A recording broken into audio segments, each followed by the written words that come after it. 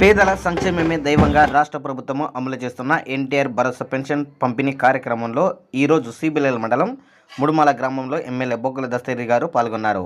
ఈ సందర్భంగా అర్హులైన వృద్ధులకు, దివ్యాంగులకు, వితంతువులకు ఇంటింటికి వెళ్లి పెన్షన్ పంపిణీ చేసి వారి సమస్యలను అడిగి తెలుసుకున్నారు.